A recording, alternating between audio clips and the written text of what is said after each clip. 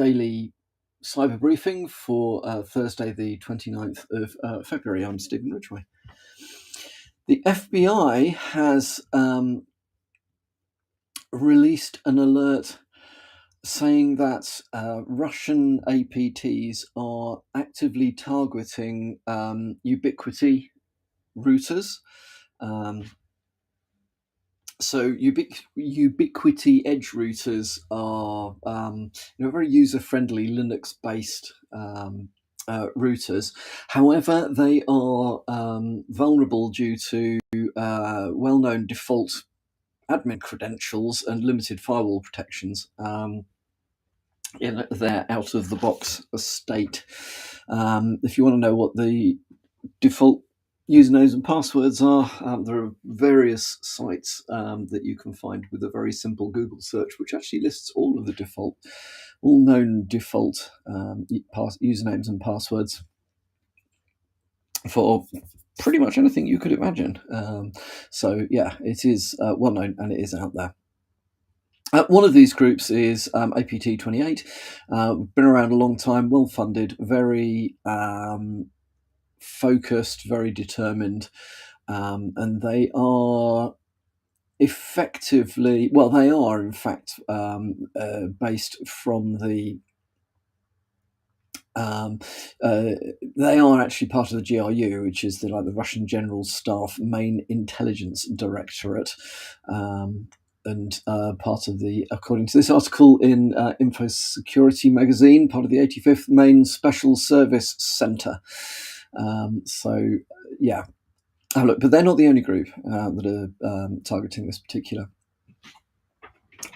these particular flaws. They're not really vulnerabilities in that sense. You can just log straight in because you know the passwords. You're not exploiting the thing. So so keep an eye out for that. If you are using Ubiquiti edge routers, it is there is a distinct possibility that your devices will have been compromised by now, because these these attacks are not new. If you want to, which you really should, address these directly, you are advised to factory reset the device, update the firmware, and change the default credentials. And on top of that, implement robust firewall rules. Along the lines of don't allow people on the outside of your device to attempt to log into a terminal on the device. So yeah, there are things you can do. It is a bit clunky trying to deal with this stuff, but they're under active attack at the moment. Good article I saw on Krebs on Security this morning. Meeting links are being used to spread Mac malware. So these meeting links are focused on Calendly. How do you pronounce it? I don't know. And will appear to be very well targeted phishing. Calendly, I think, is the proper name of the thing, which is it's a very popular application for scheduling appointments and meetings. So at the moment, this appears to be focused on cryptocurrency investors, and the attacks impersonate well-established cryptocurrency investors and ask to schedule a video conference call with the victim. Sends them a script which is meant, the expected outcome is that it creates a Calendly, that's so hard to say,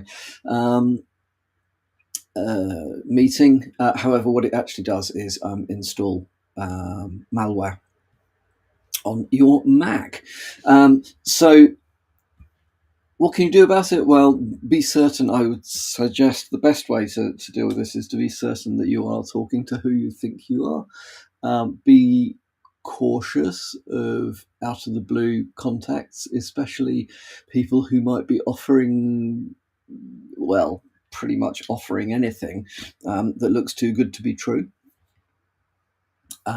So yeah, watch out for that. Also worth making sure that you keep your systems up to date. Apple do put a lot of effort into attempting to identify what things should or shouldn't run and what the privileges are required for those things to run, and so on and so forth.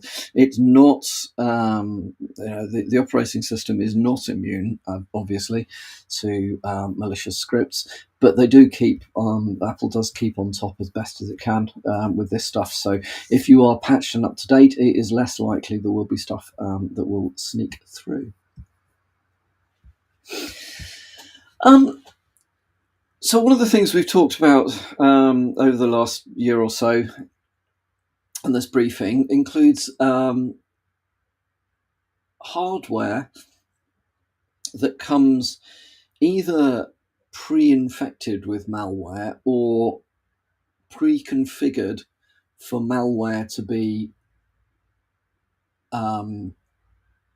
installed as soon as the machine gets into, is fired up and is in use. So, an interesting article on the Register that talks about a Chinese PC maker, Ace Magic, that customized, as they say, their machines, the machines that they were selling, in order to get infected with malware. They kind of fudge around the issue and say, well, in order to improve the speed of boot up, they fiddled with Microsoft's source code, and including networks settings, and they did so in such a way that they disabled digital signature checking and so on and so forth. The reason I'm bringing this to your attention, firstly, if you've got one of these devices, check to make sure that the firmware on that is up to date, and it is a clean firmware image. Ace Magic claimed to have posted clean system images and made them available.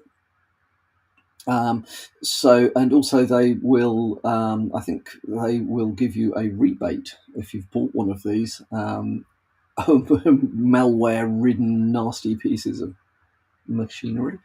That I suspect is more bluff and bluster than it is a genuine attempt to right their own wrongs. But it just goes to show there is where we talk about the potential for devices coming out of certain parts of the world to be particularly vulnerable. It probably goes a little bit beyond that into they are designed to be vulnerable because they are, as well, as we are all aware, the Chinese authorities have the right to demand pretty much anything from any Chinese manufacturer. So if they want malware installed, they simply tell they will tell the manufacturer to do that. If they want data harvested, they will just harvest the data. I think, although it is very difficult for us to untangle some of these supply lines from China, if you care about security, if it really matters, then it is worth thinking about where the devices that you use actually are made, and whether that is a good or a bad thing.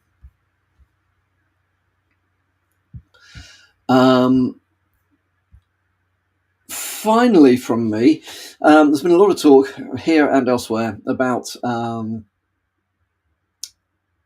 AI and attempts to ring fence the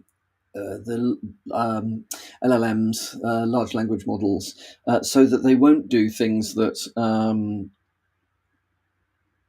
their manufacturers or coders don't want them to do. It does result in some utterly stupid stuff going on, like the recent rather hilarious demonstration. Sorry, I should have turned that off. A demonstration from Google's Image AI, which seems to think that